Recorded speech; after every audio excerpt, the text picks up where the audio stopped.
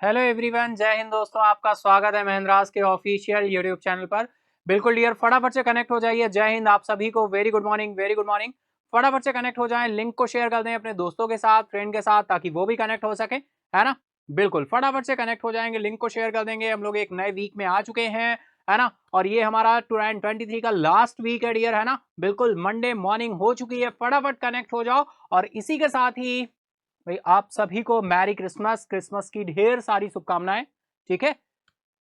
बिल्कुल jingle bell, है ना। चलिए फटाफट से डियर बिल्कुल बात करें।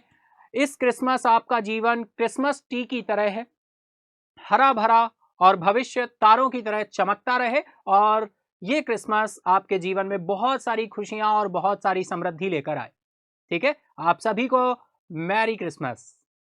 चलिए शुरू करते हैं आज के सेशन को, that is battle of brain. बिल्कुल यार 31 दिसंबर को final episode battle of brains का आपको देखने को मिलेगा, जो कि मॉर्निंग 10 AM स्टार्ट होगा। आप कनेक्ट होना ना भूलें, सुबह 10 बजे 31 दिसंबर battle of brain, that is. चलते हैं यार अपने सेशन की तरफ, शुरू करते हैं, स्टार्ट करते हैं आज के सेशन को। अगर हम बात करें सबसे पहले हम लास्ट डे हाइलाइट्स, सेशन में जो इंडेक्स आपका रहता है, किस तरह से हम क्या चीजें डिस्कस करते हैं, फटाफट से हम लोग देख लेते हैं। सबसे पहले हम लास्ट डे हाइलाइट डिस्कस करते हैं आपके साथ, फिर करंट न्यूज की तरफ चलते हैं, फिर compile current fact, static GK, फिर एमसीक्यू की तरफ, फिर विनर अनाउंसमेंट होता है, और फिर टुडे किस क्वेश्चन को भी हम लोग डिस्कस करते हैं, है ना। तो फटाफट से लिंक को शेयर कर दो, जिससे और भी पार्टिसिपेंट्स बिल्कुल कनेक्ट हो सकें और सेशन का लाभ उठा सकें। ये session PIB, all India radio, business standard and other sources से सिलेक्टेड न्यूज कलेक्ट करके कंपाइल की जाती है, जो आपके एग्जाम के लिए रिलेवेंट हो, ठीक है। तो चलिए शुरू करते हैं आज के सेशन को, बढ़ते हैं अपने इंस्पिरेशनल कोड हो गया है ना। आप सभी को क्रिसमस की ढेर सारी शुभकामनाएं। तो चलिए हम चलते हैं, स्टार्ट करते हैं लास्ट डे हाइलाइट्स की तरफ, दैट इज। चलिए देखते हैं आज की लास्ट डे हाइलाइट्स, जो सैटरडे की न्यूज रही थी, क्या न्यूज रही थी, वन बाय वन देखते हैं।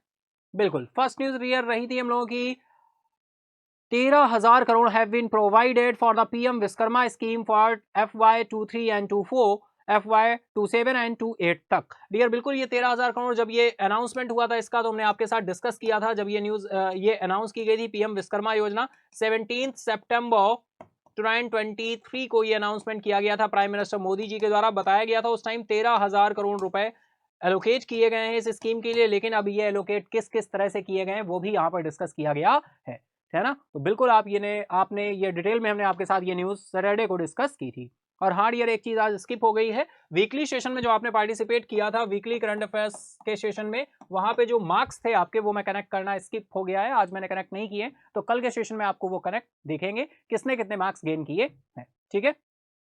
चलिए चलते हैं, नेक्स्ट न्यूज थी भाई, गृह मंत्री अमित शाह ने चंडीगढ़ में 3500 करोड़ रुपए से अधिक की कई परियोजनाओं का उद्घाटन और शिलान्यास किया। तो आपको ध्यान रखना है, 3500 करोड़ रुपए से अधिक की कई परियोजनाओं का इनॉग्रेशन किया गया है, फाउंडेशन स्टोन रखा गया है, कहां पर, चंडीगढ़, ठीक है, चंडीगढ़। ये न्यूज आपके साथ डिटेल में डिस्कस हुई थी, अमित शाह जी ने किया है, दैट इज। नेक्स्ट चले, तो गवर्नमेंट ने एक साइन किया एग्रीमेंट एडीबी के साथ, एशियन डेवलपमेंट बैंक के साथ, कितने का, $100 मिलियन का, ठीक है डियर, $100 मिलियन का। तो ये भी अमाउंट आपको बिल्कुल ध्यान रखना होगा, है ना। कितना है, $100 मिलियन है। किसने साइन अप किया है, तो ये साइन अप किया है गवर्नमेंट ऑफ इंडिया ने, गवर्नमेंट ने साइन अप किया है, ठीक है। किसके साथ, एडीबी के साथ, एशियन डेवलपमेंट बैंक के साथ, $100 मिलियन का फंड है, ठीक है। चलिए, और ये बात करें कौन सा स्टेट है जहां की शहरी सेवाओं के सुधार के लिए किया गया है, तो वो स्टेट कौन सा है आपका, त्रिपुरा, ठीक है, त्रिपुरा।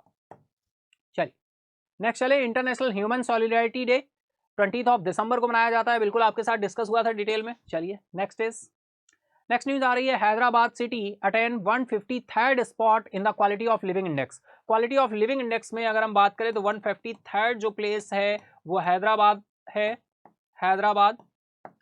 और इसके साथ ही हम बात करें 154th जो है वो कौन है भाई, बताओ फटाफट से। और 156th कौन है, 156th है बेंगलुरु और 154th है पुणे, ठीक है।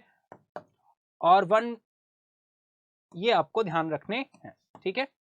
टॉप पर कौन सा स्टेट है, फटाफट से कमेंट बॉक्स में बताओ। टॉप पर टॉप 3 कौन सी सिटी रही है, सॉरी स्टेट नहीं सिटी, टॉप 3 कौन सी सिटी रही है, फटाफट से आप बताइए। लास्ट डे हाईलाइट में भी हम चल रहे हैं, फटाफट कनेक्ट हो जाओ, है ना। हाँ बिल्कुल, मॉर्निंग सभी को वेरी गुड मॉर्निंग, जय हिंद, है ना डियर। चलिए चलते हैं नेक्स्ट न्यूज हमारी स्पोर्ट्स से थी। गुरु नानक देव यूनिवर्सिटी ने अमृतसर में जो की है इसने वॉन किया मौलाना अबुल कलाम आजाद ट्रॉफी। मौलाना अबुल कलाम आजाद ट्रॉफी को क्या किया है, विन किया है गुरु नानक देव यूनिवर्सिटी ने। सेकंड प्लेस पर रहा है लवली प्रोफेशनल यूनिवर्सिटी जो कि जालंधर में है पंजाब के, और तीसरे नंबर पर कुरुक्षेत्र यूनिवर्सिटी रही है, ठीक है। आई होप बिल्कुल इतना पॉइंट आपको क्लियर होगा। तो चलिए स्पोर्ट्स भी हो गया, नेक्स्ट डेज हम चलते हैं करंट न्यूज की तरफ। तो चलिए हम इंटर करते हैं करंट न्यूज की तरफ। करंट न्यूज में क्या क्या कैटेगराइजेशन है वो बिल्कुल हम देखेंगे, है ना। चलिए दैट इज, अगर हम बात करें डियर न्यूज को कुछ इस तरह से हम कैटेगराइज करते हैं जिससे हम आसानी से न्यूज को रिकॉल रख सके, ध्यान रख सके। जो भी फर्स्ट टाइम कनेक्ट हुए बिल्कुल आप सभी का वेलकम है। मंडे टू सैटरडे हमारा सेशन जो रहता है कुछ इसी प्रोस्पेक्टस से रहता है जैसा अभी हम आज डिस्कस कर रहे हैं। मंडे बिल्कुल है आज, है ना। हम लोग बिल्कुल एक न्यू वीक में एंटर कर चुके हैं, है ना। तो चलिए देखते हैं करंट न्यूज में जो हम कैटेगराइजेशन देखते हैं, तो यही करंट न्यूज का पार्ट है जिसको आपको शॉर्ट पॉइंट में क्या करते हुए चलना है, नोट करते हुए चलना है। आप अपने करंट न्यूज में जो भी शॉर्ट पॉइंट्स बने उनको नोट करते हुए चलेंगे और इसी के साथ हम लोग आगे बढ़ते चलेंगे, ठीक है। तो बिल्कुल यहाँ पे नोट करते हुए चलेंगे जिससे आप आसानी से न्यूज को रिकॉल रख सके, ध्यान रख सकें। तो चलिए हम चलते हैं करंट न्यूज में जो कैटेगराइजेशन किया गया वो कुछ इस तरह से, national news, tribute, important day, state related news में कैटेगराइज कर सकते हैं, international news, appointment, inauguration, launching, foundation stone या फिर डिफेंस रिलेटेड न्यूज, ठीक है। फिर हम नेक्स्ट चलें डियर, तो इंडेक्स एंड रैंकिंग हो सकता है, इंडेक्स एंड रैंकिंग से न्यूज हो, अवार्ड एंड ऑनर से हो सकती है, आपकी बैंकिंग एंड इकोनॉमी से हो सकती है, बैंकिंग एंड फाइनेंस से, बिजनेस एंड कॉर्पोरेट से, आर्ट एंड कल्चर से, साइंस एंड टेक्नोलॉजी से, जीआई टैग से, स्पोर्ट्स से या फिर ऑब्जरी से, है ना। बुक एंड ऑथर भी हो सकते हैं। चलिए तो फटाफट चलते हैं अपनी फर्स्ट न्यूज की तरफ हम इंटर करते हैं। भाई सबसे पहली न्यूज जो आ रही है नेशनल न्यूज में कैटेगराइज की गई है और यहाँ पर PM Modi express delight at more than 1 crore Ayushman card furnished under Viksit Bharat संकल्प यात्रा प्रोग्राम। पीएम मोदी ने विकसित भारत संकल्प यात्रा प्रोग्राम के तहत 1 करोड़ से अधिक आयुष्मान कार्ड बनाए जाने पर प्रसन्नता व्यक्त की है। विकसित भारत संकल्प यात्रा डियर आप सभी सुन रहे होंगे, काफी टाइम से ये चल रही है, बिल्कुल विकसित भारत संकल्प यात्रा, विकसित भारत संकल्प यात्रा प्रोग्राम, ठीक है। पीएम मोदी ने विकसित भारत संकल्प यात्रा कार्यक्रम के तहत 1 करोड़ से अधिक आयुष्मान कार्ड बनाए जाने पर प्रसन्नता व्यक्त की है। कितने भैया आयुष्मान कार्ड बन गए, 1 करोड़ से अधिक, मोर देन 1 करोड़, मोर देन 1 करोड़ कार्ड बनाए जाने पर प्रसन्नता व्यक्त की है। आयुष्मान कार्ड,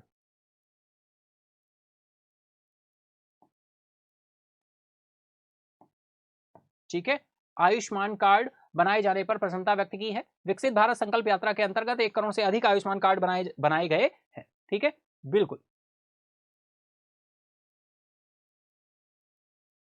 आयोग बिल्कुल इतना पॉइंट क्लियर हो रहा होगा।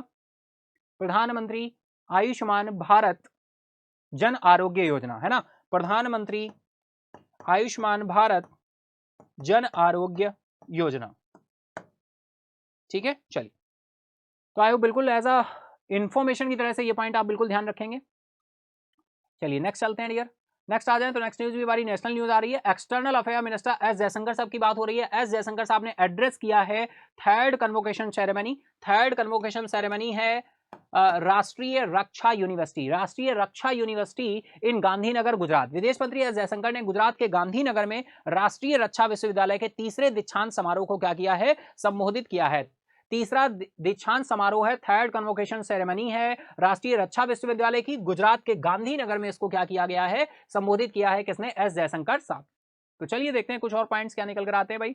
Minister of external affair doctor S Subrahmanyam Chandra Jaishankar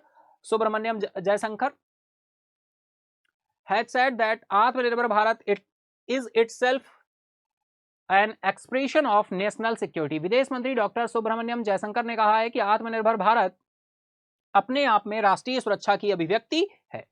as a information he was addressing the third convocation ceremony है, डायरेक्टली आपको ध्यान रखना है कौन से नंबर की सेरेमनी है भाई, थर्ड कन्वोकेशन सेरेमनी है ऑफ राष्ट्रीय रक्षा यूनिवर्सिटी गांधीनगर गुजरात में 23 दिसंबर यानी सैटरडे को ही क्या किया गया है, इसका कन्वोकेशन दीक्षांत समारोह रहा है, तभी हम आपके साथ आज डिस्कस कर रहे हैं। ठीक है, बिल्कुल आप ध्यान रखेंगे ये पॉइंट। 23 दिसंबर 2023 को शनिवार को गांधीनगर गुजरात में राष्ट्रीय रक्षा विश्वविद्यालय के तीसरे दीक्षांत समारोह को क्या किया है, संबोधित किया है। डायरेक्टली आपको सारे पॉइंट ध्यान रखने हैं। दीक्षांत समारोह कौन सा है, थर्ड नंबर का है। कहां पर राष्ट्रीय रक्षा यूनिवर्सिटी, गुजरात के गांधीनगर में। किसने किया, एस जयशंकर साहब ने इसका दीक्षांत समारोह को क्या किया है, संबोधित किया है। ठीक है, चलिए नेक्स्ट चले। The external affair minister said that the India faces some specific circumstances and exceptional challenges in the security field. विदेश मंत्री ने कहा कि भारत को सुरक्षा क्षेत्र में कुछ विशिष्ट परिस्थितियों और असाधारण चुनौतियों का क्या सामना करना पड़ता है। नेक्स्ट न्यूज की तरफ चलें। नेशनल न्यूज आ रही है भाई। France president Emmanuel Macron to be chief guest for 75th republic day celebration in Delhi. भाई फ्रांस के राष्ट्रपति इमैनुअल मैक्रोन जी हमारे यहाँ गणतंत्र दिवस 75वें गणतंत्र दिवस समारोह में मुख्य अतिथि होंगे। बिल्कुल इसका अनाउंसमेंट हो चुका है, प्रधानमंत्री मोदी जी की तरफ से इनको इन्विटेशन गया है। तो फ्रांस के राष्ट्रपति इमैनुअल मैक्रोन रहेंगे दिल्ली में 75वें गणतंत्र दिवस समारोह में मुख्य अतिथि रहेंगे, चीफ गेस्ट रहेंगे इमैनुअल मैक्रोन, फ्रांस के राष्ट्रपति। ठीक है डियर, बिल्कुल ध्यान रखेंगे इस पॉइंट को। चलिए देखते हैं कुछ और डिटेल में points. President of France Emmanuel Macron will be the chief guest for the 75th republic day celebration. France के राष्ट्रपति इमैनुअल मैक्रोन 75वें गणतंत्र दिवस समारोह में मुख्य अतिथि होंगे। ठीक है, इसी के साथ हम लोग चलते हैं next is. In a statement the external affair minister said the invitation of prime minister Narendra Modi the president of France, France के प्रेसिडेंट हैं, will visit India Republic day celebration, Republic day celebration में शामिल रहेंगे। प्रधानमंत्री मोदी की तरफ से ये निमंत्रण गया, इन्विटेशन गया, किसकी तरफ से गया है भाई, प्राइम मिनिस्टर नरेंद्र मोदी ने इन्विटेशन दिया है। President of France will visit India for the Republic day celebration.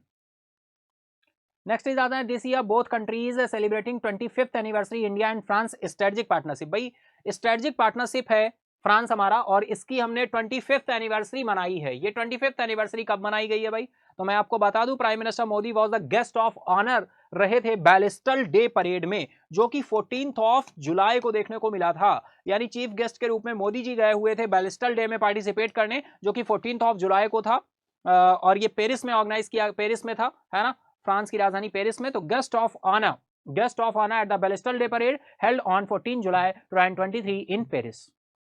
Clear है इतनी बात। और ये 25th एनिवर्सरी थी किसकी, इंडिया और फ्रांस के बीच स्ट्रेटेजिक पार्टनरशिप की, यानी फ्रांस हमारा स्ट्रेटेजिक पार्टनर है।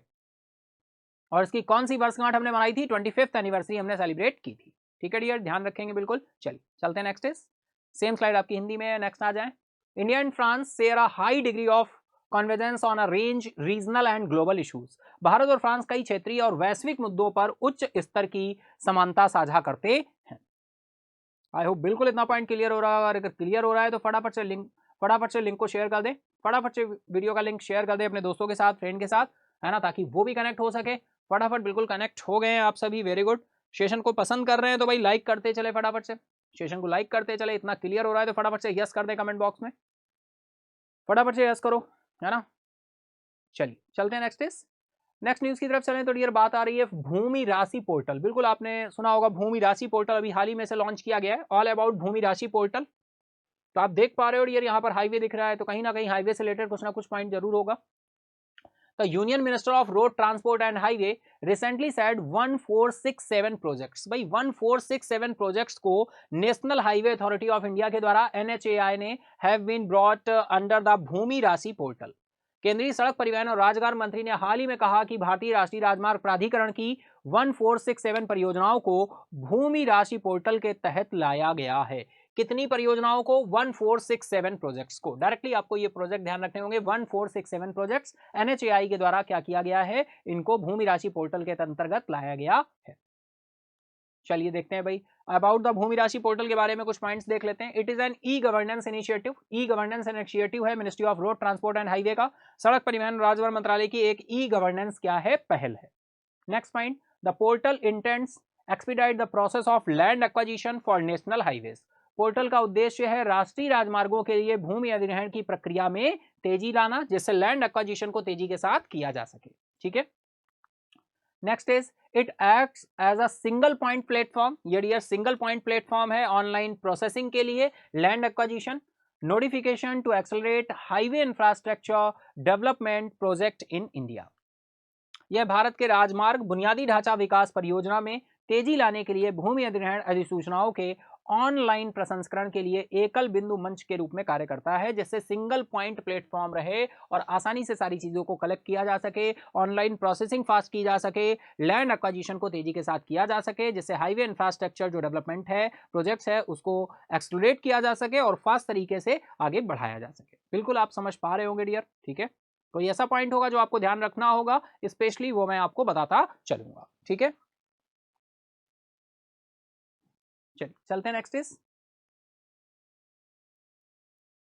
नेक्स्ट चलें। This portal would enhance the efficiency of the land acquisition process, ensure transparency and accountability and result in the e transfer of benefits directly to the account of the beneficiaries. यह portal भूमि अधिग्रहण प्रक्रिया की दक्षता को बढ़ाएगा, पारदर्शिता और जवाबदेही सुनिश्चित करेगा और इसके परिणाम स्वरूप लाभार्थियों के खातों में सीधे लाभ का ई हस्तांतरण होगा, है ना, ई ट्रांसफर होगा of benefits directly to the account to the of the beneficiaries. तो ये सारी इसकी खूबियां हैं भूमि राशि पोर्टल के बारे में। चलिए नेक्स्ट न्यूज पे चलें तो स्टेट रिलेटेड न्यूज आ रही है भाई। Uttar Pradesh cabinet approve opening 57 cyber crime police station. भाई यूपी गवर्नमेंट ने डिसीजन लिया है 57 साइबर पुलिस स्टेशन का अप्रूवल दे दिया गया है। साइबर क्राइम के लिए अप्रूवल दे दिया गया है, उत्तर प्रदेश कैबिनेट ने अप्रूव कर दिया है। Opening 57 cyber crime police station क्या किए जाएंगे? ओपन किए जाएंगे। That is the Uttar Pradesh cabinet approved the setting up cyber crime police station 57 districts of the state. 57 districts में ऑफ द स्टेट के इंक्लूडिंग गाजियाबाद रहेगा, रायबरेली, सीतापुर, हरदोई, कानपुर देहात, इटावा, बागपत, बाराबंकी, मणिपुर और रामपुर। ठीक है, इतने डिस्ट्रिक्ट्स आपके हैं district of the state. 57 districts को रखा गया है इनिशियल स्टेज में, है ना, 57 डिस्ट्रिक्ट्स हैं आपके इनिशियल स्टेज में। तो ये नंबर आपको बिल्कुल ध्यान रखना होगा dear. The district level cyber crime police station would be under the superintendent of police. जिला स्तरीय साइबर अपराध थाने पुलिस अधीक्षक के अधीन होंगे, थाना पुलिस अधीक्षक के अधीन होंगे। नेक्स्ट चलें, the cost of setting up these police station would cost the state exchequer over 125 crore. In police स्टेशनों की स्थापना की लागत से राज्य के खजाने पर 125 करोड़ रुपए से अधिक का खर्च आएगा। नेक्स्ट चले, a total of 7122 criminals have been arrested in the state, while 2582 in Maharashtra in 2022 Uttar Pradesh. देखिए टोटल बोला गया है कितने क्रिमिनल्स हैं? 7122 have been arrested in the state while 2582 in Maharashtra। 2582 कहां पर? महाराष्ट्र में निकल कर आए। 2022 में अगर हम बात करें तो Uttar Pradesh registered 10,117 cyber crime cases. इतने केसेस आए, 10,117 साइबर क्राइम के केसेस आए हैं। ठीक है, कब? 2022 की बात हो रही है, ये 2022 की बात हो रही है, ध्यान रखिएगा। राज्य में कुल 7,122 अपराधियों को गिरफ्तार किया गया है, राज्य में, केवल राज्य में बात हो रही है। जबकि महाराष्ट्र में 2,582 अपराधियों को गिरफ्तार किया गया है 2022 में। उत्तर प्रदेश में 10,117 साइबर अपराध के मामले दर्ज किए गए। 10,117, आप समझ सकते हैं कितना बड़ा अमाउंट है ये।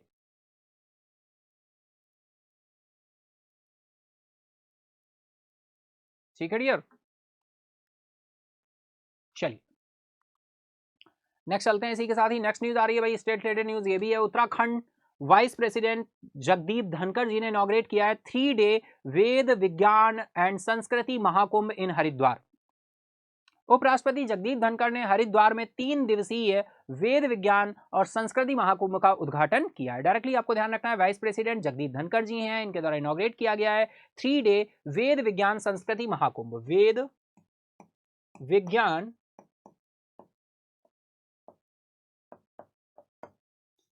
विज्ञान संस्कृति महाकुंभ।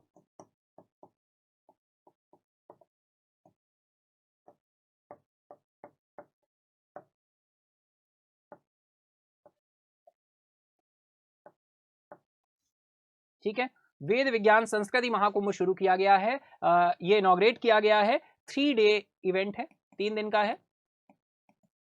ठीक है, और इसे इनॉग्रेट किया है जगदीप धनखड़ जी ने। कहां पर इनॉग्रेट हुआ है भाई? उत्तराखंड के हरिद्वार में हुआ है। तो फाइनली आपको बिल्कुल ध्यान रखना होगा, प्लेस आपको ध्यान रखना होगा, किसके द्वारा किया गया, आप बिल्कुल समझ सकते हैं।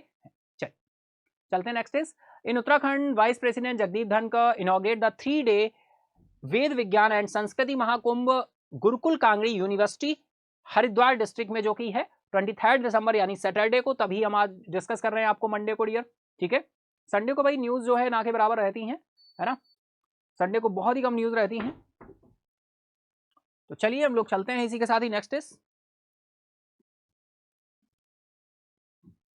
ओके। तो बिल्कुल नोट करते चलिएगा भैया, ठीक है, और बिल्कुल हम लोग देखिए बिल्कुल आप समझ पा रहे होंगे, है ना। गुरुकुल कांगड़ी यूनिवर्सिटी है जो कि हरिद्वार डिस्ट्रिक्ट में है, हरिद्वार डिस्ट्रिक्ट में है, हरिद्वार डिस्ट्रिक्ट की गुरुकुल कांगड़ी यूनिवर्सिटी है, जहां पर ये वेद विज्ञान संस्कृति महाकुंभ को इनॉग्रेट किया गया है जगदीप धनखड़ जी के द्वारा, और 3 डे इनॉग्रेशन है, ये 3 डे इनॉग्रेशन है। ठीक है डियर, चलो चलते हैं इसी के साथ ही हम लोग next is, same slide Hindi में है। नेक्स्ट न्यूज की तरफ चले। नेक्स्ट न्यूज आ रही है इंटरनेशनल न्यूज की कैटेगरी में रखेंगे। अब्दुल फतेह अल सीसी ने मिस्र के राष्ट्रपति के रूप में तीसरा कार्यकाल जो है इन्होंने क्या कर लिया है, भिन्न कर लिया है भाई। Abdul Fattah al CC about 97% vote तो नहीं है डियर, अप्रॉक्स 89 पॉइंट कुछ है, यहां पर ये रॉन्ग डेटा है।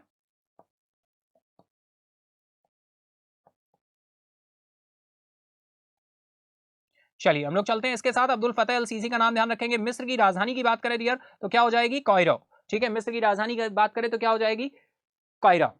ठीक है, अब्दुल फतेह अल सीसी ने मिस्र के राष्ट्रपति के रूप में तीसरा कार्यकाल जीत लिया है। देखते हैं, Egypt election authority announce that president Abdul Fattah al Sisi secured a third 6 year term.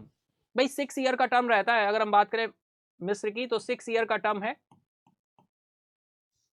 Leading the north African nation, और ये इनका तीसरा थर्ड टर्म है, मतलब तीसरी बार ये बने हैं, तीसरी बार बने हैं, और ये तीसरा और लास्ट बार होगा, क्योंकि यहाँ के कॉन्स्टिट्यूशन में 3 बार से ज्यादा कोई प्रेसिडेंट नहीं रह सकता है। ठीक है, चलिए, मिस्र के चुनाव प्राधिकरण ने घोषणा की कि राष्ट्रपति अब्दुल फतेह अल सीसी ने उत्तरी अफ्रीकी राष्ट्र के नेतृत्व करते हुए तीसरा 6 साल का कार्यकाल हासिल कर लिया है। तीसरा 6 साल का कार्यकाल इन्होंने क्या कर लिया है, हासिल कर लिया है। आई होप बिल्कुल नोट करते चलेंगे फटाफट से,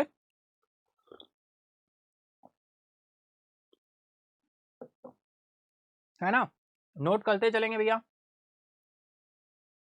नेक्स्ट चलें, Sisi won another term with 89.6%। Dear कितना परसेंट वोट इनको मिला है, 89.6% जो है इन्होंने वोट हासिल किया है। National election authority over 39 million Egyptian voted for the former army chief who has ruled the nation of over a decade हो चुका भैया, 10 साल हो चुके हैं इनको, 10 साल से ऊपर हो चुका है। राष्ट्रपति चुनाव प्राधिकरण ने कहा सीसी ने 89.6% वोट के साथ एक और कार्यकाल जीत लिया है। 39 मिलियन से अधिक मिस्रवासियों ने पूर्व सेना प्रमुख के लिए मतदान किया, जिन्होंने 1 दशक से अधिक समय तक देश पर शासन किया है। क्लियर है इतनी बात भाई, चलो नेक्स्ट चलते हैं। This will be Sisi's final term है। फाइनल टर्म जैसा मैंने अभी आपके साथ बताया आपको, in office as the Egyptian constitution only allow a president to sit for 3 terms. ठीक है, तो इनके 3 टर्म्स कंप्लीट हो जाएंगे भाई। यह सीसी का कार्यकाल का अंतिम कार्यकाल होगा, क्योंकि मिस्र का संविधान राष्ट्रपति को केवल 3 कार्यकाल तक पद पर बने रहने की अनुमति देता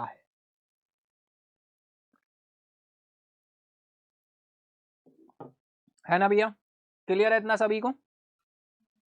तो भैया नोट डाउन करते चलना, समझते चलना सारी चीजों को, ठीक है।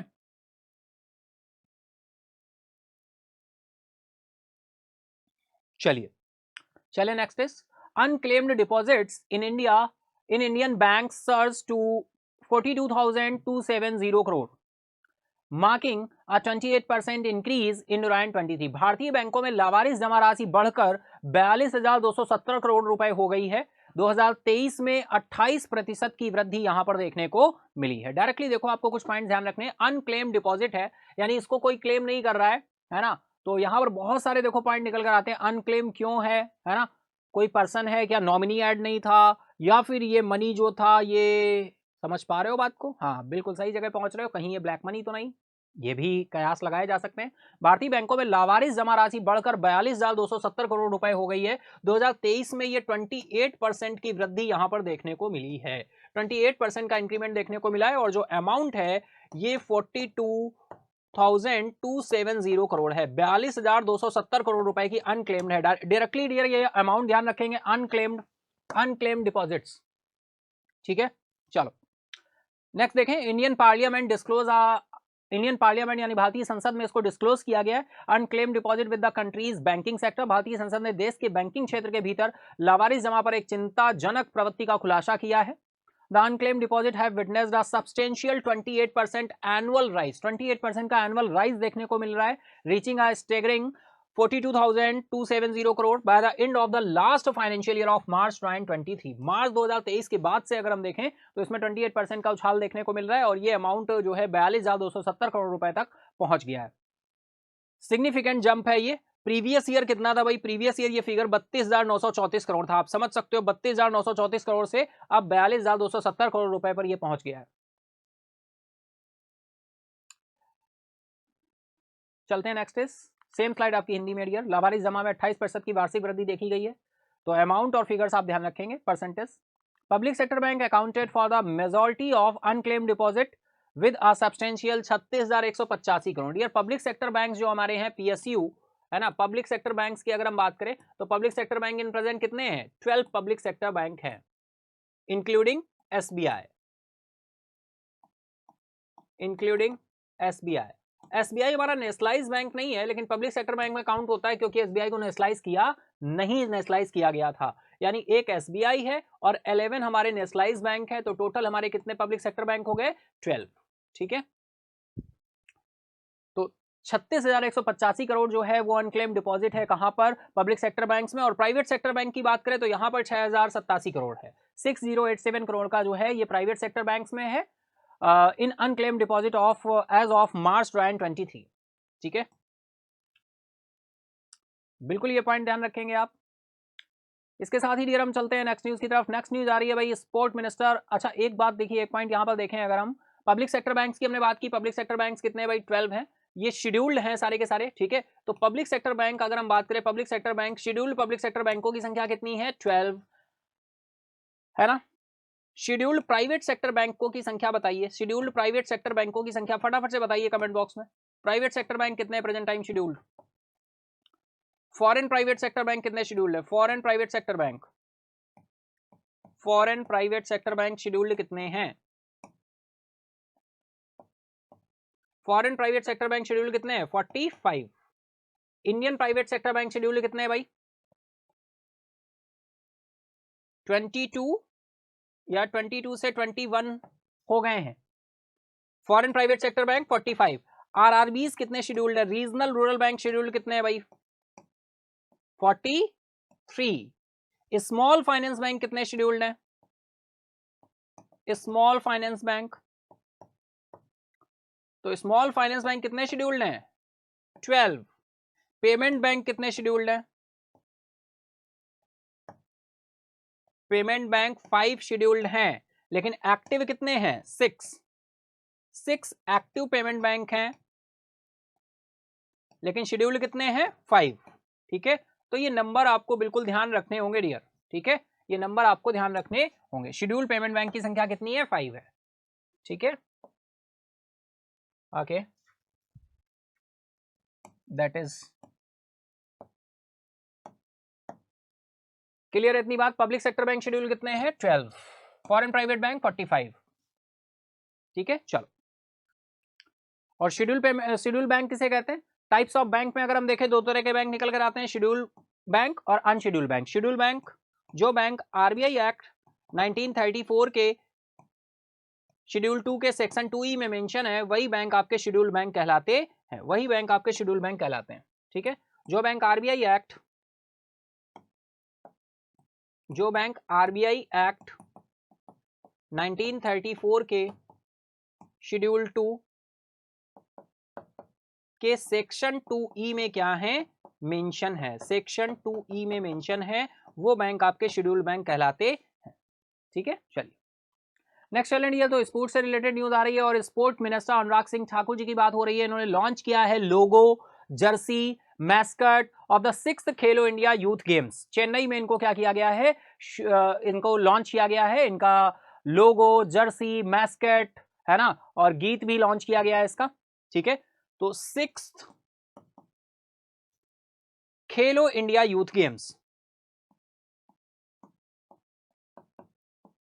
6th खेलो इंडिया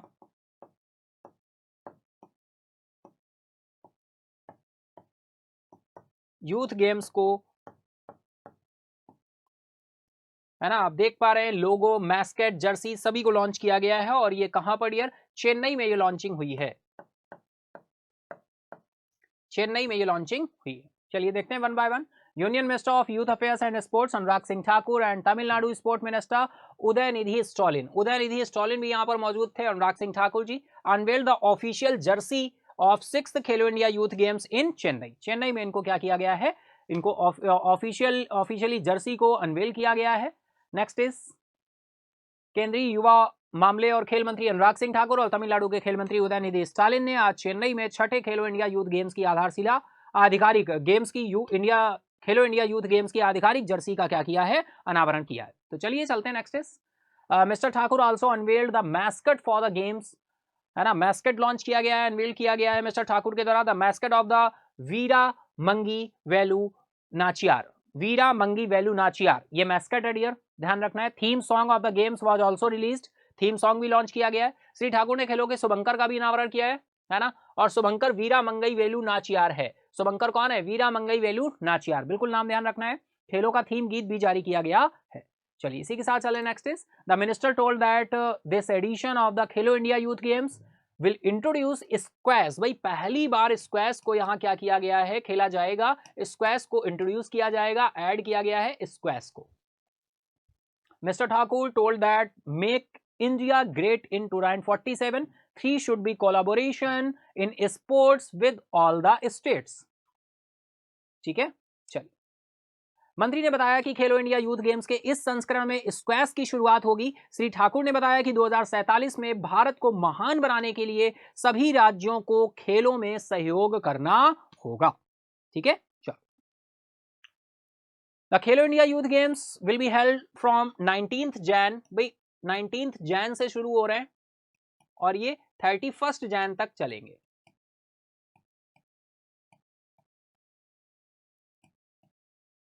19 जनवरी से 31 जनवरी तक ये रन करेंगे।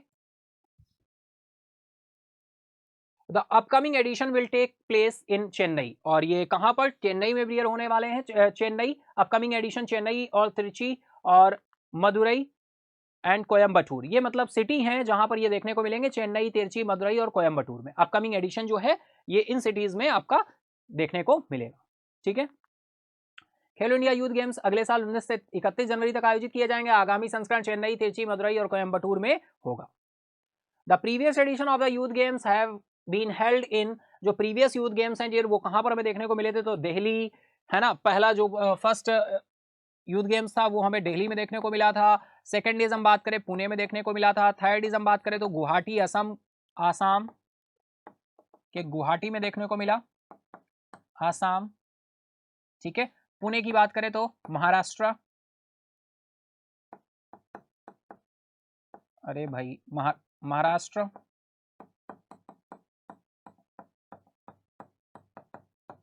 ठीक है, दिल्ली, न्यू दिल्ली। फोर्थ बात करें तो पंचकुला, किस स्टेट में आएगा बताओ भाई। एंड इसके बाद में आपका आ रहा है Bhopal, Bhopal Madhya Pradesh.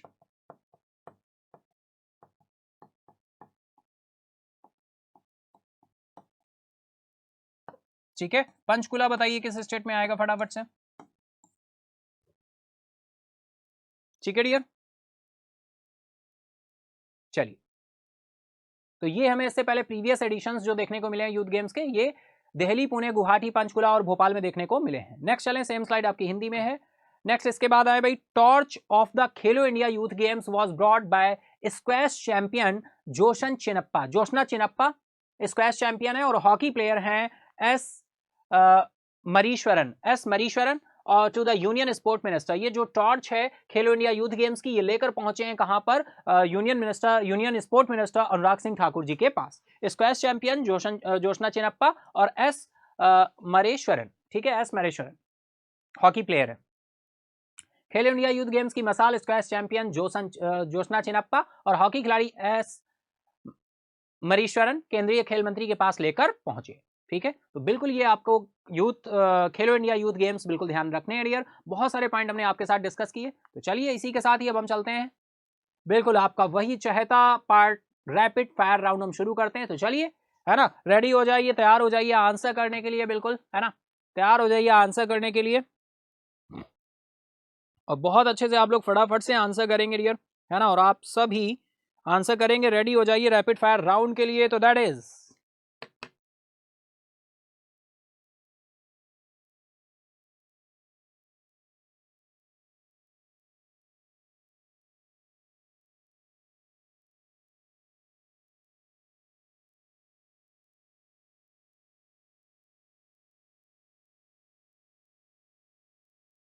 Okay, very good. तो चलिए शुरू करते हैं अपने रैपिड फायर राउंड को। आप लोग बिल्कुल रेडी हो जाइए आंसर करने के लिए।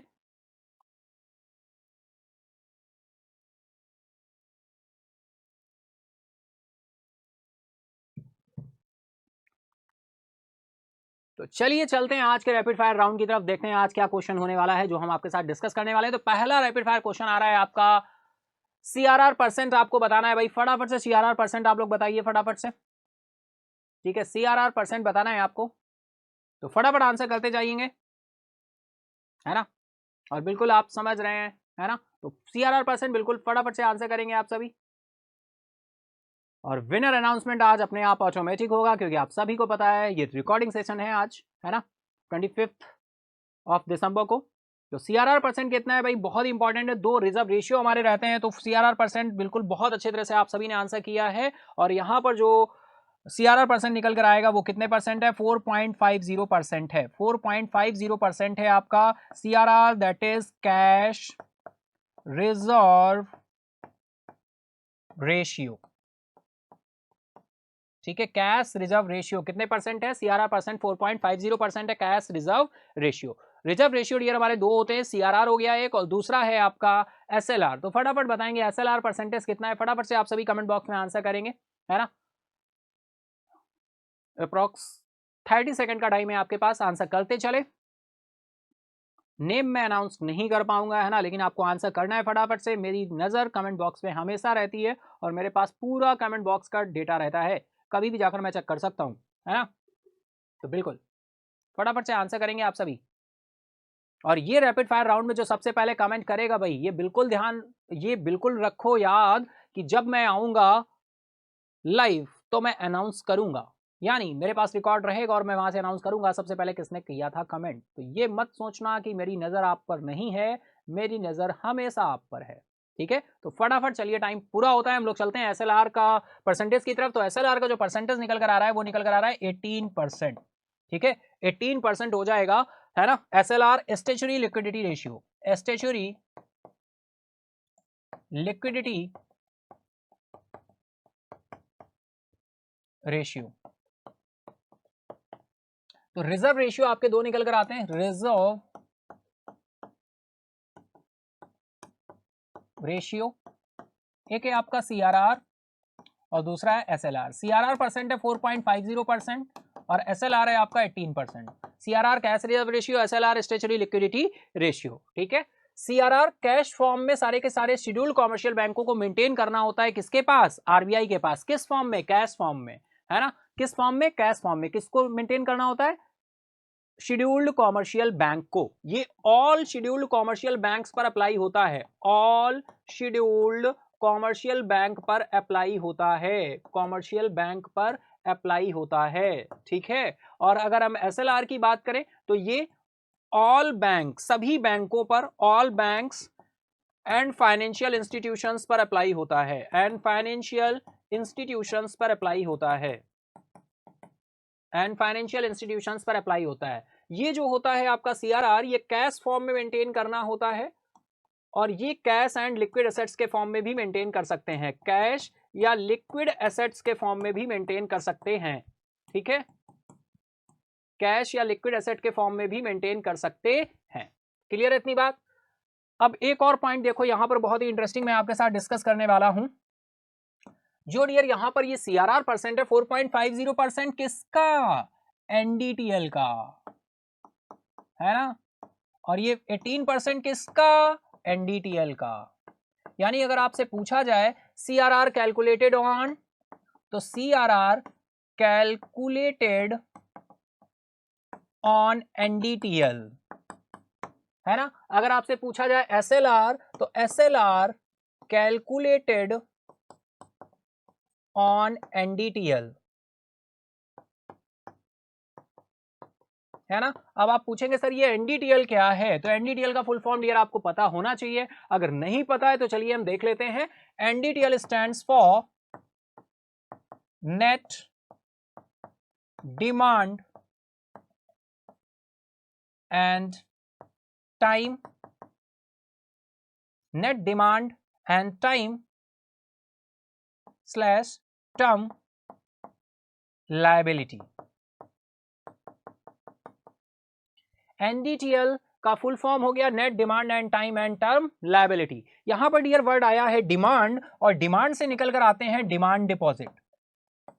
अब आप बोलेंगे सर डिमांड डिपॉजिट कौन होते हैं, तो डियर डिमांड डिपॉजिट जो निकल कर आते हैं वो होते हैं CASA, CASA that is current account and saving account. अब आप बोलेंगे सर टाइम और टर्म, तो टाइम और टर्म से जो निकल कर आते हैं वो होते हैं टाइम और टर्म डिपॉजिट, टाइम और टर्म डिपॉजिट बोलते हैं। और टाइम और टर्म डिपॉजिट जो होते हैं वो कौन होते हैं, राफा, यानी कासा राफा आपको ध्यान रखना है।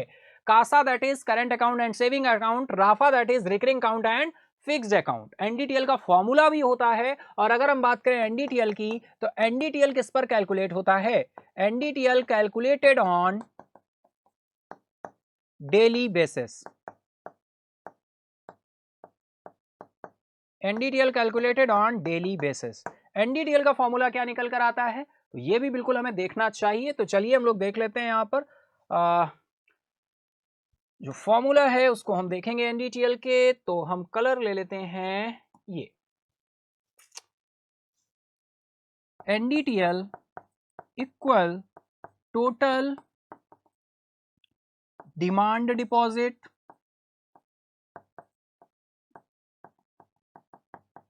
प्लस टोटल टाइम डिपॉजिट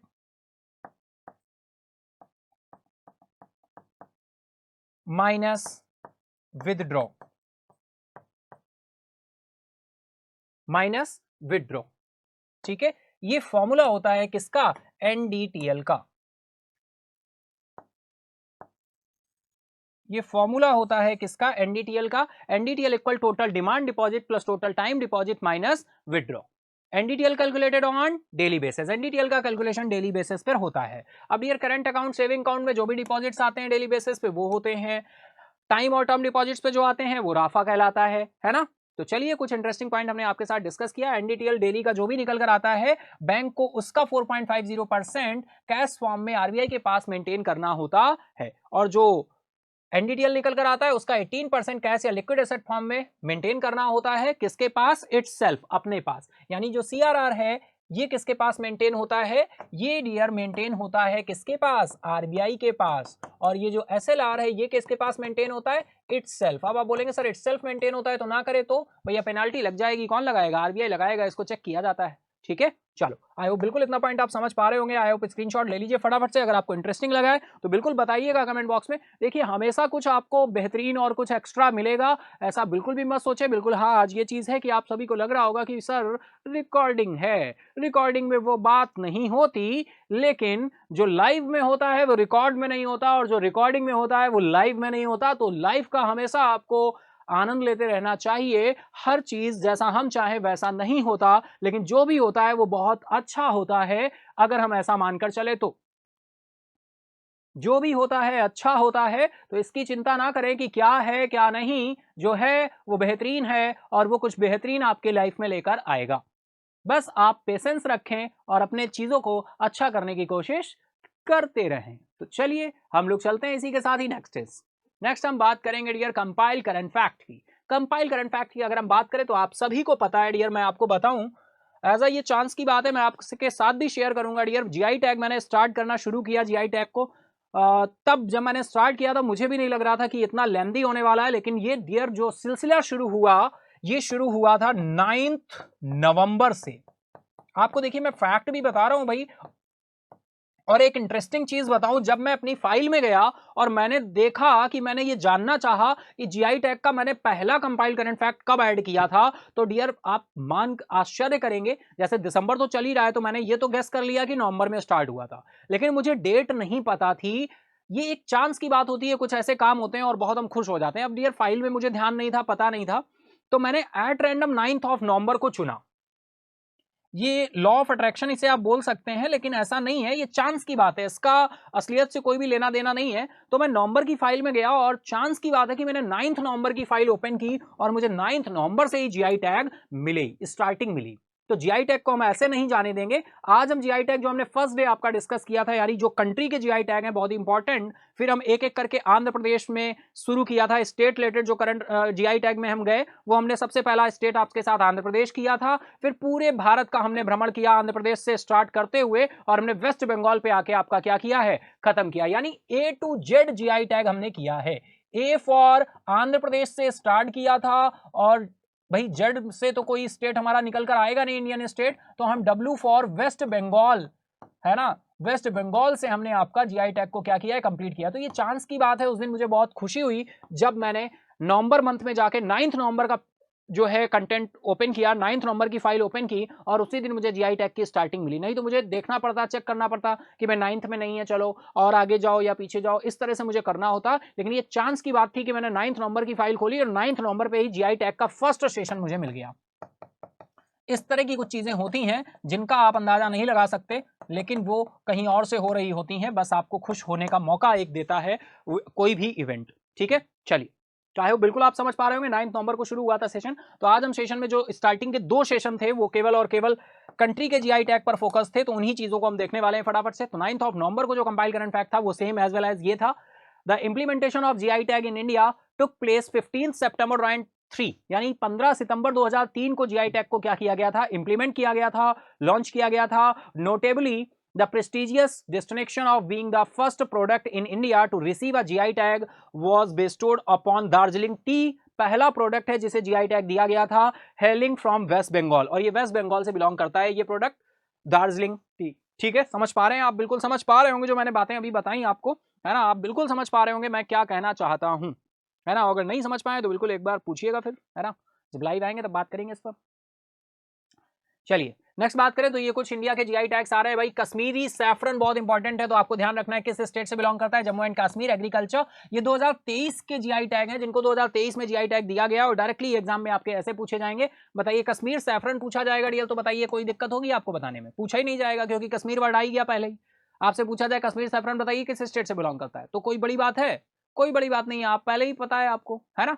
तो लेकिन बस अब डिस्कस तो हम करेंगे ना भाई, डिस्कस तो हम करेंगे, समझ पा रहे हो। चलो, तो कश्मीर सैफरन हो गया आपका, एग्रीकल्चर है, जम्मू एंड कश्मीर से बिलोंग करता है डियर। दूसरा प्रोडक्ट बात करें तो मणिपुरी ब्लैक राइस आ रहा है, फूड स्टफ है, मणिपुर से बिलोंग करता है। तीसरा आ रहा है कंदमाल हल्दी, एग्रीकल्चर प्रोडक्ट है। अब कंदमाल हल्दी डायरेक्टली पूछा जाएगा, बताइए कहां से।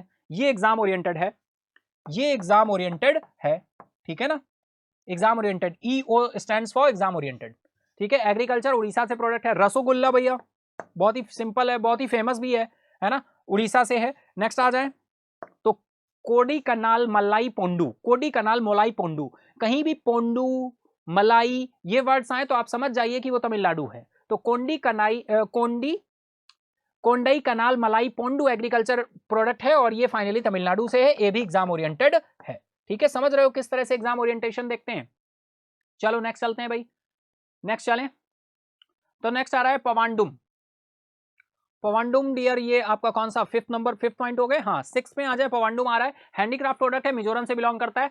सेवेंथ प्रोडक्ट आपका नेगोटेक्रे आ रहा है, नेगोटेक्रा मिजोरम से बिलोंग करता है डियर, ये हैंडीक्राफ्ट प्रोडक्ट है। नेक्स्ट इज हमराम आ रहा है, हैंडीक्राफ्ट प्रोडक्ट है, मिजोरम से बिलोंग करता है। ये सारे एग्जाम ओरिएंटेड है फिर, है ना, सारे एग्जाम ओरिएंटेड है, क्योंकि कहीं भी देखो स्टेट को ये समझ में नहीं आ रहा कहां से है। पलानी पंचीमृतम फूड स्टफ है, तमिलनाडु, पूछा भी गया है और इंपॉर्टेंट है। Palani Panchamirtham exam oriented.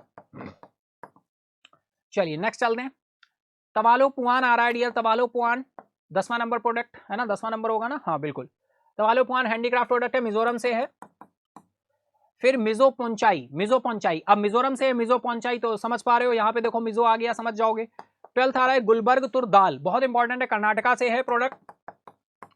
Next आ रहा है 13 नंबर प्रोडक्ट आ रहा है तिरूर बैटल लीफ, बिल्कुल पूछा जा सकता है, केरला से है Tirur battle leaf, exam oriented. Next आले इडू मिस्मी टेक्सटाइल, बहुत इंपॉर्टेंट है डियर, इडू मिस्मी टेक्सटाइल 14 नंबर पे आ रहा है, हैंडीक्राफ्ट प्रोडक्ट है, अरुणाचल प्रदेश का। इसके बाद डिंडुगुल लॉक आ रहा है, डिंडुगुल लॉक मैन्युफैक्चर है, तमिलनाडु प्रोडक्ट है। Dindigul locks exam oriented, Idu Mishmi textile exam oriented. 16 number Karnataka, और ये देखो मैं बता चुका हूं पहले 2023 के जीआई टैग हैं जो 2023 में प्रोवाइड किए गए, वही है भैया, हम हैं बिल्कुल, है ना, समझना नहीं कि हम कहीं गायब हुए, यहीं पर है, बस थोड़ा सा छिपे हुए हैं जैसे आपको दिख जाए, है ना, समझ पा रहे हो बिल्कुल, हाँ ठीक है। चलो आ जाओ, 17 नंबर आ रहा है श्री विल्ली पुत्तूर पलकोवा, है ना, छोटे बच्चे करते हैं ना, झांकते हैं ऐसे, वही चल रहा है, Srivilliputhur Palkova food stuff है डियर, ये भी एग्जाम ओरिएंटेड है। आपको लग रहा होगा सर बचपने जैसी हरकतें करते हैं, है ना। कंगेरी साड़ी बहुत इंपॉर्टेंट एग्जाम ओरिएंटेड है भैया, तमिलनाडु, ध्यान रखिएगा, समझ पा रहे हैं, बिल्कुल समझ पा रहे हैं तो कमेंट बॉक्स में लिखते चलिए। और हाँ, सेशन को लाइक करते चलना भैया, सेशन लाइक करते चलना, कहने की जरूरत ना पड़े, है ना। चलो बहुत अच्छे, नेक्स्ट चलते हैं, ये 17 प्रोडक्ट हो गए, नेक्स्ट चलते हैं। खोला चिली आ रहा है भाई, 17 के बाद खोला चिली आ रहा है, 18 प्रोडक्ट। खोला चिली एग्रीकल्चर है, गोवा से बिलोंग कर रहा है भाई, खोला चिली, खोला गोवा, है ना, 17 18 खोला चिली एग्जाम ओरिएंटेड। अब ईओ देखो जो, हाँ समझ पा रहे हो, ईओ काजी नेमू बहुत इंपॉर्टेंट प्रोडक्ट है, 19 प्रोडक्ट आ रहा है, काजी नेमू एग्रीकल्चर है, आसाम, ठीक है। तो ये सारे प्रोडक्ट क्या करना, काजी नेमू आया ना लास्ट में, तो बस पानी में नींबू डालना और ये सारे 19 जीआई टैग क्या करना, घोल लेना और अच्छे से इनको पी जाना। और जो ईओ है ये ईओ जरूर डाल लेना, ये ईओ इनो नहीं है, ईओ है, इस ईओ को डाल के घोल के पी जाना, क्योंकि ये बहुत इंपॉर्टेंट हो गए, जहां पे मैंने एग्जाम ओरिएंटेड का टैग दिया है। आई होप समझ पा रहे होंगे, जो 9 नवंबर से सेशन में नहीं थे वो समझ पाए होंगे कि ये जीआई टैग क्या चल रहा है, सर पता नहीं ये क्या करा रहे हैं। जो 9 नवंबर के बाद से सेशन में कनेक्ट हुए हैं और डेली कनेक्ट हो रहे हैं, डेली आ रहे हैं, तो बिल्कुल भैया डेली जब आप आओगे तो थोड़ा थोड़ा थोड़ा थोड़ा आपको प्रसाद मिलेगा, और वो प्रसाद तुम्हारे लिए क्या बनेगा, बहुत बड़ा बनेगा। जब वो एग्जाम में क्वेश्चन लेकर आएगा, आप एग्जाम देंगे और फाइनली वहां पर क्वेश्चन आपको मिलेगा, ठीक है। चलो तो इसी के साथ हमारे ये 19 जीआई टैग जो 2023 में प्रोवाइड किए गए बहुत इंपॉर्टेंट है सारे के सारे। तो चलिए हम चलते हैं इसी के साथ ही नेक्स्ट पार्ट अपने एमसीक्यू की तरफ। तो फटाफट आंसर करते चलना है, एमसीक्यू के पार्ट में हम चलते हैं। फर्स्ट एमसीक्यू आ रहा है निकल कर ये, which act does the Jammu and Kashmir reorganisation amendment bill 2023 amended, बताएं। जम्मू एंड कश्मीर पुनर्गठन संशोधन विधेयक 2023 किस अधिनियम में संशोधन करता है? Jammu and Kashmir reorganisation act 2019, Jammu and Kashmir reservation act 2004, या Jammu and Kashmir special status act 1950, या Jammu and Kashmir legislative assembly act 1957। फटाफट करो आंसर, टाइम हो गया है स्टार्ट। चलेंगे हम लोग आंसर की तरफ। बहुत ही अच्छा क्वेश्चन है डियर, आपके साथ बिल्कुल डिटेल में डिस्कस हुआ था लोकसभा में, किस अधिनियम में संशोधन करता है, कौन सा रीऑर्गेनाइजेशन है, ध्यान रखना तो डियर। तो राइट आंसर क्या निकल कर आएगा, option A Jammu and Kashmir reorganisation act 2019, ठीक है। चलो चलते हैं इसी के साथ ही नेक्स्ट इज, तो नेक्स्ट चलेंगे डियर। नेक्स्ट क्वेश्चन आ रहा है, जम्मू और कश्मीर पुनर्गठन संशोधन विधेयक 2023 ने विधानसभा में कितनी सीटें बढ़ा दी हैं? तो how many seats did the Jammu and Kashmir reorganisation amendment bill 2023 increase the legislative assembly to? तो चलेंगे आंसर की तरफ, उससे पहले आप सभी को करना होगा आंसर। तो टाइम स्टार्ट है आप सभी का, फटाफट से करो आंसर। 83, 87, 90 या 95? चलते हैं हम लोग आंसर की तरफ, देखते हैं राइट आंसर क्या होगा। तो राइट आंसर निकल कर आ रहा है 90, ऑप्शन सी आपका राइट हो जाएगा 90। चलिए नेक्स्ट चलते हैं, नेक्स्ट क्वेश्चन आ रहा है भाई, भारत की जैव अर्थव्यवस्था का अनुमानित वर्तमान मूल्य क्या है? Okay, what is the estimated current value of India's bio economy? फटाफट करेंगे आंसर, टाइम हो गया है start. 10 billion dollar, 50 billion dollar, 80 billion dollar या फिर 100 बिलियन डॉलर? तो करो फटाफट से आंसर, चलेंगे आंसर की तरफ।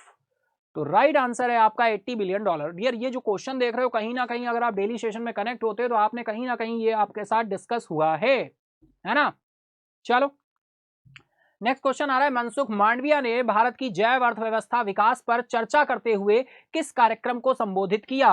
Pre vibrant Maharashtra seminar, pre vibrant Bengaluru seminar, pre vibrant Gujarat seminar, pre vibrant Delhi seminar? बताएं भाई सेमिनार कहां देखने को मिला है? टाइम स्टार्ट हो गया है।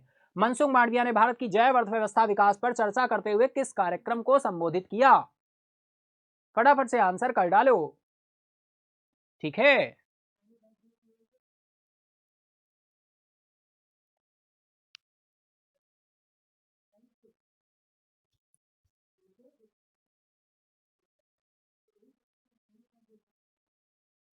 तो फटाफट करिए आंसर, हम लोग चलते हैं आंसर की तरफ। तो राइट आंसर निकल कर आ रहा है dear, pre vibrant Gujarat seminar, option C आपका राइट हो जाएगा। Next question is, what is the agriculture credit target set by the government for the fiscal year 2023 and 24? वित्तीय वर्ष 2023-24 के लिए सरकार द्वारा निर्धारित कृषि ऋण लक्ष्य क्या है भाई? फटाफट आंसर करें, टाइम स्टार्ट हो चुका है। 15 लाख करोड़, 18 लाख करोड़, 20 लाख करोड़ या फिर 25 लाख करोड़? तो फटाफट से आंसर कर लेंगे भाई, हम लोग चलते हैं आंसर की तरफ, देखते हैं राइट आंसर क्या है। राइट आंसर निकल कर आ रहा है 20 लाख करोड़, आपके साथ डिस्कस भी हुआ है ना? चलो फटाफट चलते हैं इसी के साथ ही। नेक्स्ट क्वेश्चन आ रहा है भाई, राज्य के वित्त मंत्री के अनुसार अब तक स्वीकृत ऋण का कितना प्रतिशत किसानों को वितरित किया जा चुका है? According to the finance minister of state, what percentage of the sanctioned credit has been distributed to farmers so far? 50%, 60%, 70%, 80%? Time start, फटाफट करें आंसर, चलेंगे आंसर की तरफ, देखते हैं राइट आंसर क्या होने वाला है। तो हम लोग चलेंगे आंसर की तरफ, देखते हैं राइट आंसर क्या है। राइट आंसर है 70%, ऑप्शन सी आपका राइट हो जाएगा। चलिए नेक्स्ट इज, मंत्री के अनुसार देश में कितने ऑपरेटिव किसान क्रेडिट कार्ड है भाई? कितने किसान क्रेडिट कार्ड है प्रेजेंट टाइम? बताएं, how many operative Kisan credit card KCC are there in the country according to the minister? Time start है, फटाफट करेंगे answer.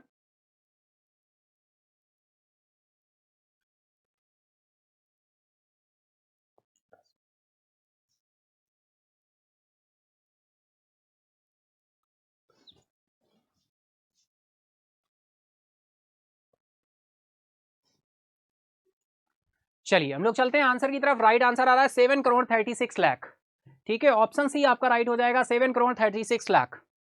Next is, what is the primary concern highlighted by RBI regarding associating with such misleading entities? ऐसी भ्रामक संस्थाओं के साथ जुड़ने के संबंध में आरबीआई द्वारा उजागर की गई प्राथमिक चिंता क्या है भाई? Diminished credit scores, potential loss of personal data, direct financial losses या increased interest rate on loans? फटाफट आंसर करेंगे भाई, बहुत अच्छा क्वेश्चन है भैया, ध्यान से समझ लो। आरबीआई के द्वारा उजागर की गई प्राथमिक चिंता क्या है, किसको लेकर? Online transaction and other cyber crime से रिलेटेड ये यहाँ पे आगाह कर रहे हैं, तो यहाँ पे नुकसान किसको होगा? आप ही को होगा। क्या? Direct financial losses, option C आपका क्या हो जाएगा? राइट हो जाएगा, ठीक है। चलिए next is, when did Shawn Davis win the Mister Universe title? Shawn Davis ने मिस्टर यूनिवर्स का खिताब कब जीता था भैया? बता दो फटाफट से, ऑप्शन है आपका 1996, 2009, 2000, 1985? टाइम स्टार्ट नाउ, फटाफट करेंगे आंसर। तो ये राइट आंसर यहां पर निकल करके आने वाला है, हम लोग बिल्कुल देखेंगे, लेकिन उससे पहले आपको आंसर करना होगा। राइट आंसर यहां पर जो है वो है आपका 1996, option A is the right now. Next is, mister universe की सफलता के दौरान सान डेविस किस वजन तक पहुंचे थे भैया? 250 पाउंड, 300 पाउंड, 334 पाउंड या फिर 280 पाउंड? तो ये राइट आंसर की बात करें 334 पाउंड तक ये पहुंचे थे, ठीक है, ऑप्शन सी आपका राइट होगा। तो ये था हमारा क्वेश्चन आंसर्स का पार्ट। अब हम चलते हैं पीडीएफ की तरफ। डियर अगर हम बात करें पीडीएफ की, तो पीडीएफ लेने के लिए आपको कहां जाना होगा, डिस्क्रिप्शन में जाना होगा। टाइटल के नीचे जो डिस्क्रिप्शन दिया होता है, यहाँ पे मोर पे क्लिक करेंगे। जैसे ही मोर पे क्लिक करेंगे, अगेन मोर पे क्लिक करेंगे, तो आपको कुछ इस तरह से पेज दिखेगा। डाउनलोड पीडीएफ लिखा होगा, उसके आगे अगर लिंक लगा हुआ है तो आप समझ जाइए कि लिंक हमारी टेक्निकल टीम ने लगा दिया है, और अगर लिंक नहीं लगा है तो थोड़ा सा वेट कर ले, जब हमारी टेक्निकल टीम लिंक को अपडेट करेगी वैसे ही आप इस लिंक पे क्लिक करेंगे। जैसे ही लिंक पे क्लिक करेंगे, कुछ इस तरह का पेज ओपन होगा। इस पेज पर आप जाएंगे, इसको स्क्रॉल करेंगे तो कुछ इस तरह से आपको यहाँ पर डेट मेंशन होगी। जिस डेट के डिस्क्रिप्शन बॉक्स में जाके आप यहाँ पहुंचे हैं, वही डेट आपको यहाँ पर दिखेगी। इसके बाद थोड़ा सा और स्क्रॉल करेंगे, जब थोड़ा सा नीचे चले जाएंगे, आप सबसे नीचे जाएंगे तो आपको कुछ ये टाइटल लिखा हुआ दिखेगा। इसी टाइटल पर जैसे ही आप क्लिक करेंगे, जैसे ही टच करेंगे इसको, आपकी पीडीएफ डाउनलोड होना शुरू हो जाएगी बैकएंड पे, है ना। कुछ सेकंड वेट कर लेंगे, अगर कनेक्टिविटी इशू है या नेट आपका स्लो आ रहा है तो थोड़ा सा टाइम लेगा, और फाइनली फिर यहाँ पर आपकी पीडीएफ डाउनलोड हो जाएगी बैकएंड पे। प्रीवियस पीडीएफ यहाँ पे लगी हुई है, यहाँ से आप प्रीवियस पीडीएफ भी लेकर जा सकते हैं, लेकिन जिस सेशन को आप देख रहे हैं इसकी पीडीएफ आपको इसी टाइटल पर जाकर क्या हो जाएगी, मिल जाएगी, बैकएंड पे डाउनलोड हो जाएगी। ठीक है, चलो इसी के साथ चलते हैं विनर की तरफ, विनर अनाउंसमेंट की तरफ। यानी सैटरडे क्विज क्वेश्चन जो हमारा था, उसका राइट आंसर है ऑप्शन ए, सत्यजीत मजूमदार, है ना। ये क्वेश्चन था उद्यमिता प्रशिक्षक शिक्षक सलाहकार के लिए डॉक्टर वी.जी. पटेल मेमोरियल अवार्ड 2023 से किसे सम्मानित किया गया, तो राइट आंसर है सत्यजीत मजूमदार। तो चलते हैं विनर अनाउंसमेंट की तरफ। विनर तो आप सभी हो, लेकिन आज का रिकॉग्निशन किसे मिलने वाला है, चलिए हम लोग देखते हैं। आज के हमारे रिकॉग्निशन यानी फर्स्ट विनर है हमारे पुष्प क्रिएशन, जो कि राजस्थान से बिलोंग करते हैं। बिल्कुल, कॉन्ग्रेट्स डियर, वेल डन, बहुत अच्छे। सबसे पहले इनका आंसर हमें रिसीव हुआ, तो ये हमारे आज के सेशन के फर्स्ट विनर है क्रिसमस डे के दिन, बहुत अच्छे, वेल डन। चलिए सेकंड विनर की तरफ चलें। सेकंड विनर में नाम आ रहा है आकाश सिंह का, सगुप्ता परवीन का और राहुल कुमार का। ये हमारे आज के सेकंड विनर हैं। कॉन्ग्रेट्स डियर, वेल डन, बहुत अच्छे। चलते हैं वो थर्ड विनर की तरफ। थर्ड विनर में नाम आ रहा है तालिब खान, मयंक मिश्रा, इंद्रजीत चक्रवर्ती और सुरभि सिन्हा। ये हमारे आज के थर्ड विनर है। कॉन्ग्रेट्स डियर, वेल डन, बहुत अच्छे। इसी के साथ चलते हैं वॉलंटियर की तरफ। वॉलंटियर में नाम आ रहा है आकृति का, अनामिका सिंह का, राहुल एलोरिया का और सुभी सिंह का। कॉन्ग्रेट्स डियर, वेल डन, बहुत अच्छे आप सभी को।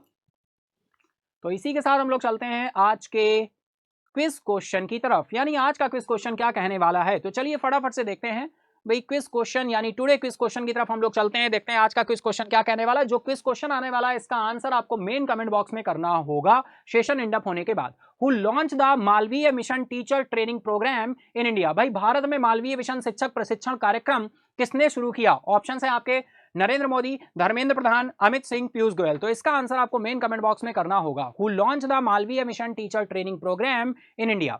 मेन कमेंट बॉक्स में इसका आंसर करना है सेशन एंड अप होने के बाद। ठीक है, तो चलिए डियर, इसी के साथ अगर हम बात करें बैटल ऑफ ब्रेन, जो कि आपका स्टार्ट 31 दिसंबर को देखने को मिलेगा, ईयर के लास्ट दिन। ये फाइनल एपिसोड होने वाला है सुबह 10 बजे से, तो कनेक्ट होना ना भूलें। और 31 दिसंबर को ही हमारा मैराथन क्लास होगा, जो 1 जैन से 31 दिसंबर के सिलेक्टेड क्वेश्चन मैं आपके लिए लेकर आऊंगा, तो उनको हम डिस्कस करेंगे बिल्कुल। तो उस दिन भी बिल्कुल लाइव रहिएगा आप सभी, और बैटल ऑफ ब्रेन 10 बजे से शुरू होगा। तो चलिए इसी के साथ ही डियर आप सभी को मैरी क्रिसमस, है ना। बहुत अच्छे से सेलिब्रेट करें, है ना। सेफ और सुरक्षित रहें, तरक्की करते रहें, सीखते रहें और बिल्कुल स्वस्थ रहें और मस्त रहें। ठीक है, चलिए तो आज के लिए डियर इतना ही। Merry Christmas and again thank you everyone.